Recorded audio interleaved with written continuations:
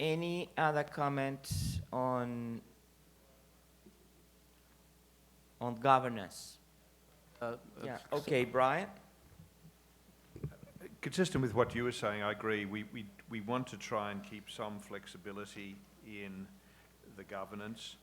I agree with the fact about putting the geographic regions into the bylaws. The other suggestion I had the other day was having the capacity, I used the word co-op, but I gather that might be controversial, so appoint a couple of people as members. One of the things to make this work is that you're going to have people who are on the governing council who are really making the contribution. We don't want any people who are just there because they've been elected but they're not really active. So trying to give flexibility to the governance would mean that if there were some people who were particularly keen or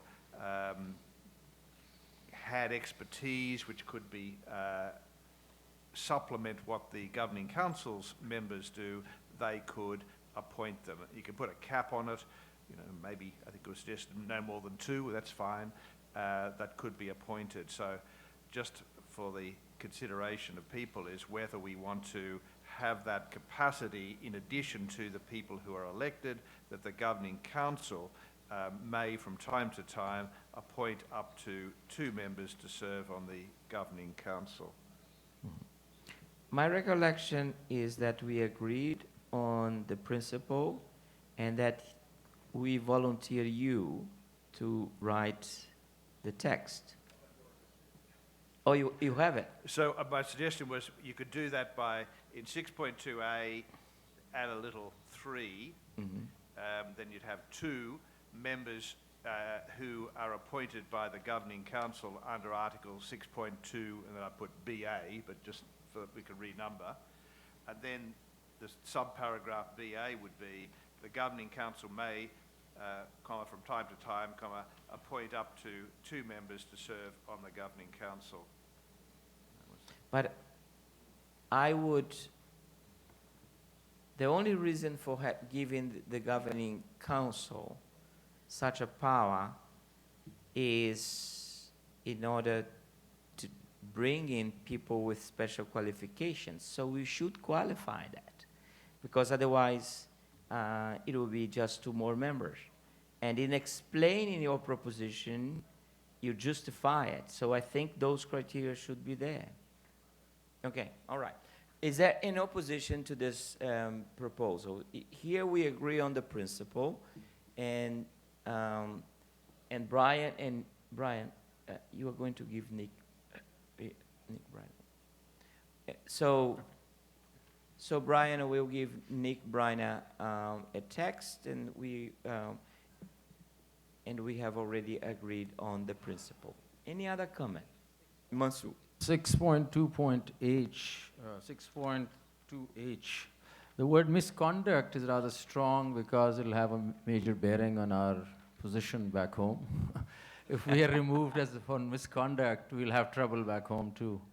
So you want to use the word removal and misconduct with some other words because it'll have a bearing. We might not pay our dues and might be removed, and back home they might think that we've done something really major, and they might proceed against us at home.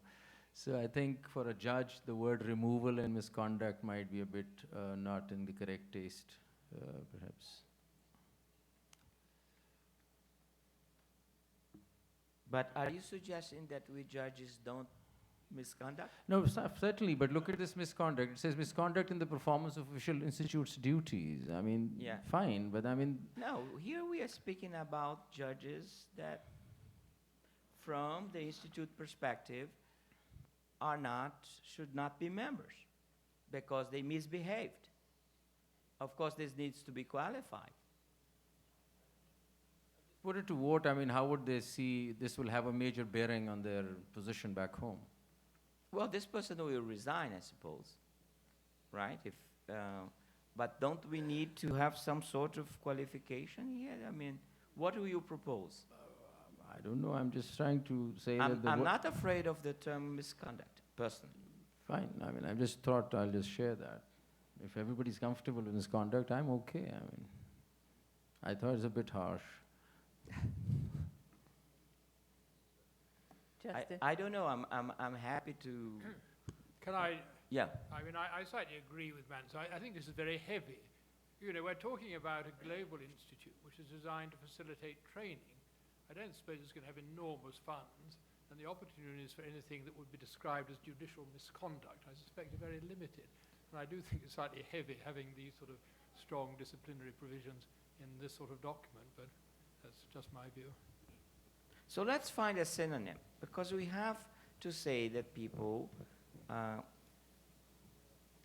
you don't have to even say small, why, right? medium, You could say or they didn't big, remove this will be a human institution. that's true, but It will not be different from any other institution. One solution could be that once any such thing happens, the governing body could replace and substitute the member. And we achieve the objective, and that person goes home. But to say that he's removed from his conduct is, you know.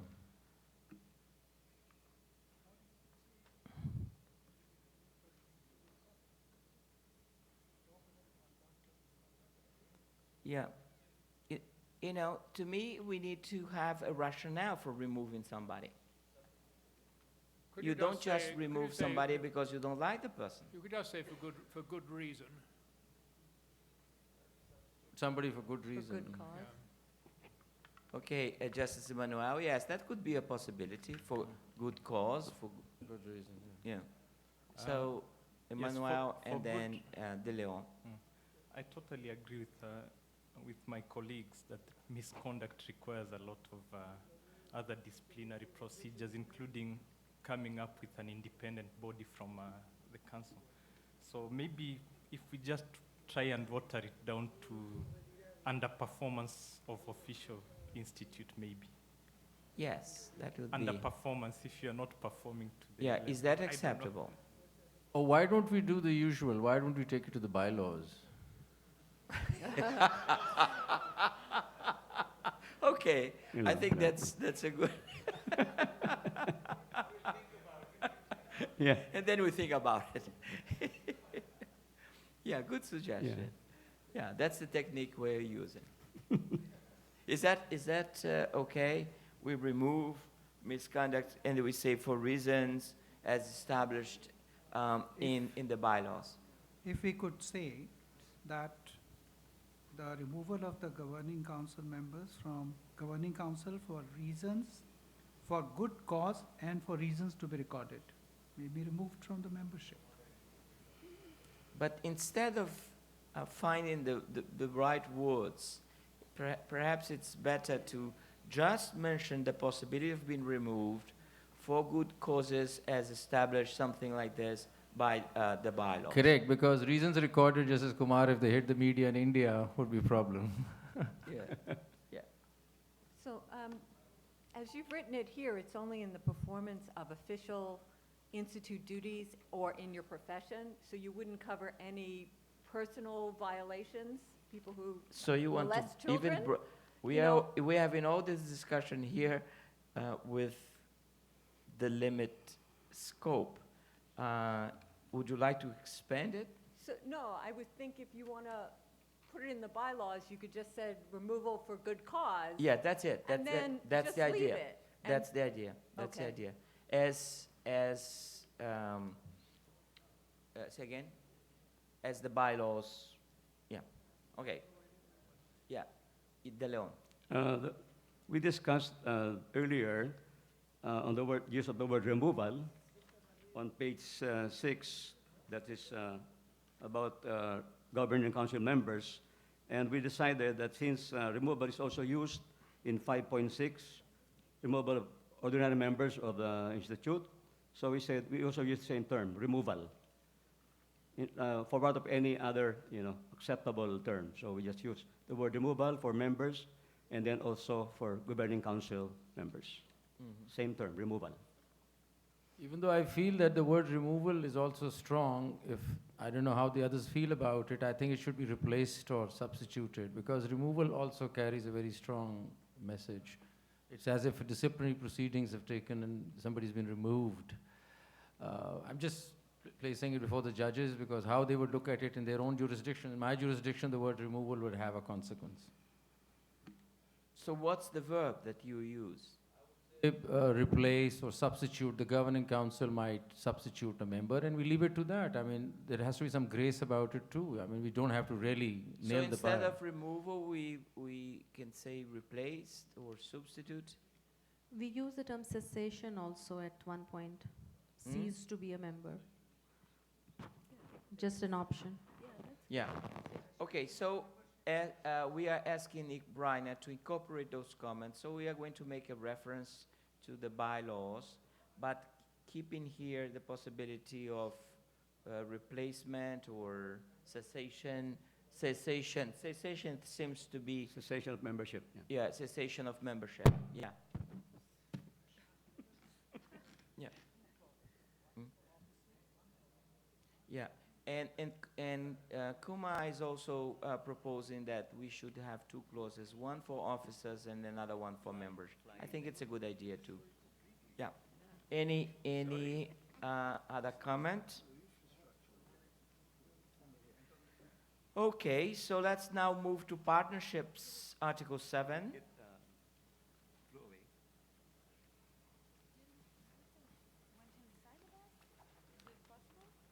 Nicole? Given that we've now reduced substantially institutional membership, it would be good to include in partnerships some of the judicial schools, associations and academies, I think, to specifically put those in there. As, originally they were intended to service the judges, and now the way they will do that is not through membership but through partnership. But I think it would be good to put that wording in under the article on partnerships. So it's moving the wording from 5.2a, describing judicial schools, association, academies and other similar organisations, and placing it in the Article 7 on partnerships. But don't you think that those judicial schools that are separated from the judiciary are already included here? Well, it just says non-governmental No, organisations. it says international, regional, national, subnational, and non-governmental organization. We could say governmental and non-governmental. Yes, if we say Yeah, that, Nick? that is broad enough. Yeah, Okay. yeah, Nick Briner. So we need to add governmental and non-governmental. I agree. It's the first time I read it. In which provision? Well, it's Article 7. When we say international, regional, national, subnational, and governmental and non-governmental organizations.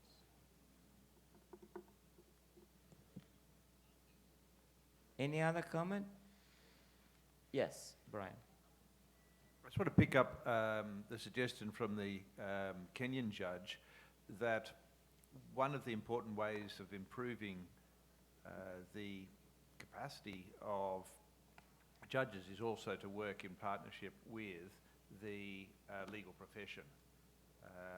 And so I think we could include here legal professional bodies, because they may not be considered to be a non-governmental organisation, but I think that would be something which we should have the power to work in partnership with. So I'd just suggest adding after governmental organisations and legal professional bodies. Can I just add, if we say legal professional bodies, that might refer to bar associations and all. So member of bar associations would automatically, then, I mean, all lawyers will be included. I mean, should we say legal professional bodies or legal professionals? I was thinking the bodies, because you work with those organisations rather than individuals. Yeah. Any opposition to this? If not, approved. Can we move now to Article 8? It's pretty straightforward. Finances.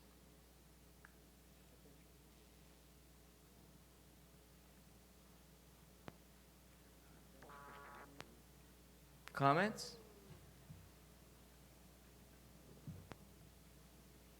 And before you, and while you think, let me ask Mike Wilson and Luke Lovrison if you have finalized the text on that particular point that I have forgotten what the point was.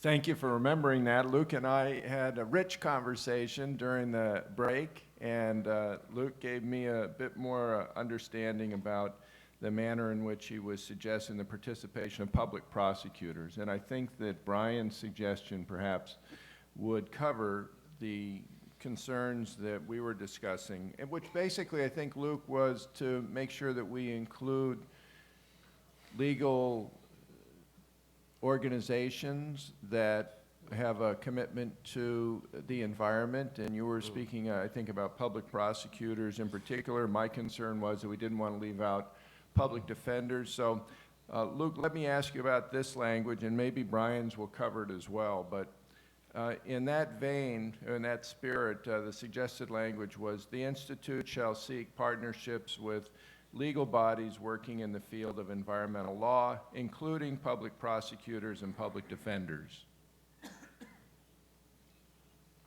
Should we use the verb shall or may?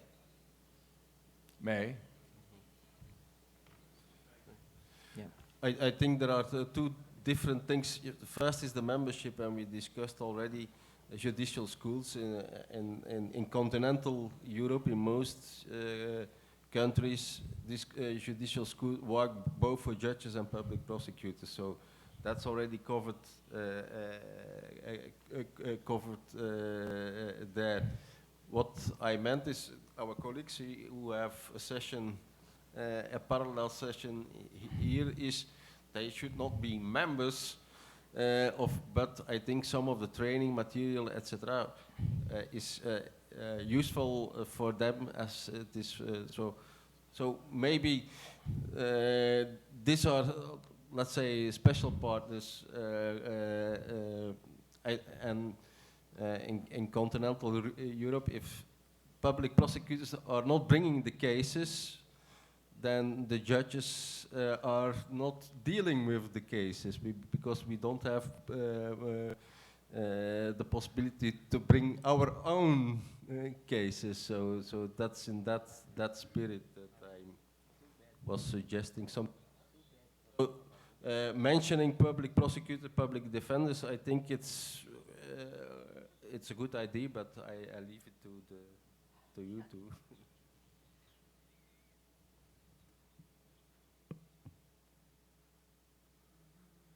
Well, we probably will not meet consensus on this unless we find the precise language, because we have to have a language that addresses a particular situation. And the particular situation is in those countries in which the office of the Attorney General doesn't exist as a separate entity from the judiciary. And someone goes into this very broad institution and can say, well, I'll be a public prosecutor, and then 4 years later or 5 years later, now I'm tired of being public prosecutor, I'll go and decide cases. So I think that's what you had in mind, right, Luke? Do you have a specific provision for that in the bylaws of the European Union? No, but we have a cooperation agreement now. There are two networks. Yeah, but couldn't we do the same? Have cooperation agreements without having... Yes, but that's what I mean with partnership. I don't mean that there should be member, etc. I think when you are doing capacity building, as we do in Europe, often you will do it at the same time for the judges and the public prosecutors. That's everything. That's all what I'm saying, and it's an important it's an important group because they bring the cases. We cannot bring ourselves the cases. That's all. So I'm not saying that they should be member, etc. But a lot of the work we will do will be useful for them also. A question. Do you think, Luke, that with the additional language that Brian proposed and we have already accepted, how was it, Brian, cooperation with the legal profession bodies? Yeah. So in this case, we have already addressed when we strengthen and refine this provision. Okay. So on the finances,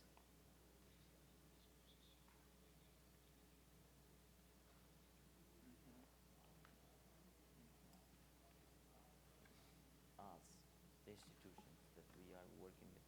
So far, for 3 years, we have been financed. In India, we continue doing the same.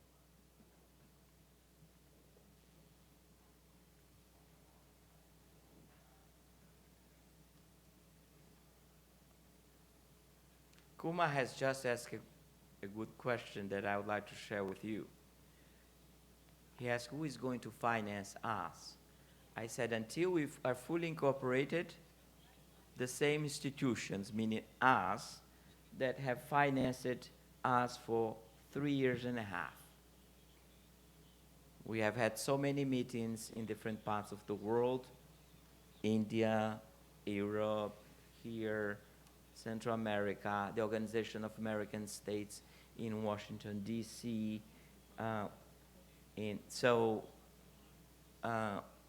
But for the moment, we are not discussing the incorporation. Yeah. No, but I just want. Okay, yes, Mansoor? Just a comment on finances. I think B, C, D are okay. A could be a bylaw thing because we don't know where the chief financial officer is coming in from, who's appointing him. It's a micro provision. We're just generally talking about financial regulation and all that, which is fine with B, C, D.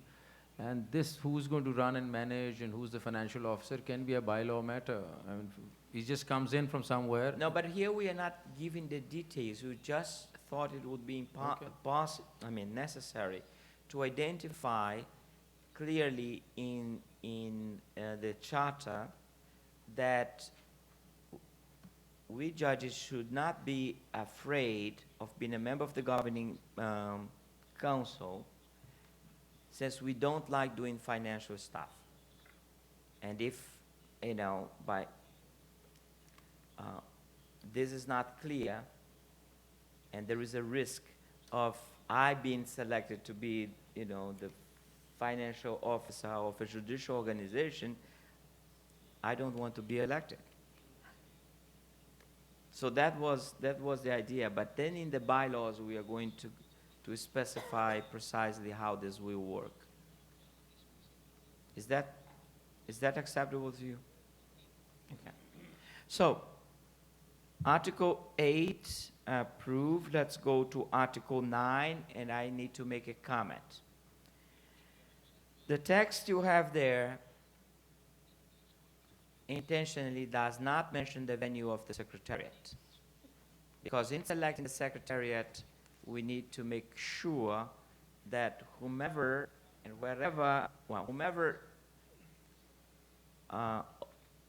volunteers to host the Secretariat, and wherever this is, that we have a firm commitment for at least 5 years, because we can't be moving the Secretariat every year. And there will be need to re-identify the best place for this Secretariat. We faced the same problem with the IUCN Academy. We were in Ottawa for 12 years, right, Nick? Around 12 years, and now the Secretariat has moved from Ottawa to New York, Maryland, in a joint agreement between two different law schools. And here is a bit more complicated because we might want to have the secretariat with a very well-established court that is, has the commitment to support financially and with human resources this small secretariat. So in 9.2, it's stated that the governing council shall determine the location for the secretariat. The council's decision in this regard should take into account the privileges and immunities provided by the jurisdiction in which the secretariat is located, and other consideration as deemed relevant for ensuring the functioning of the institute. And we could, in the bylaws, spell out other requirements. And B, upon the formation of the institute, the interim governing council may choose a temporary location for the secretariat until a long-term location can be found. And this clause, of course, is based on the assumption that here we would not establish yet the governing council, but we will do it in our next meeting. And then in that meeting, we would select the venue.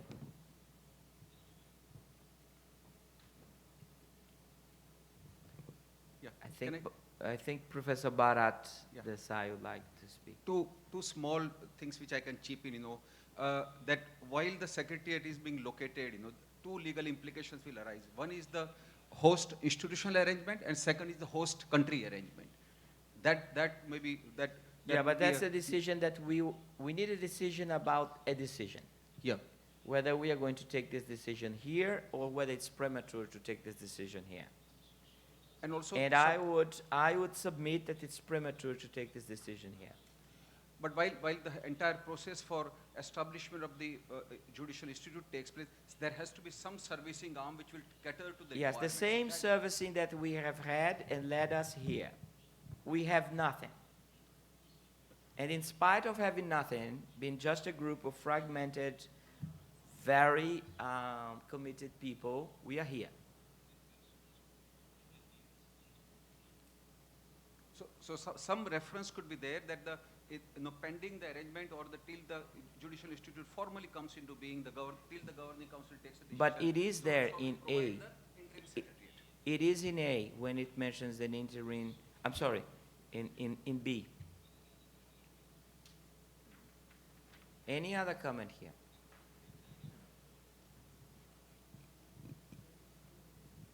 If not, then let's go to the bylaws. And we have now put so much on. It'll be a separate chapter.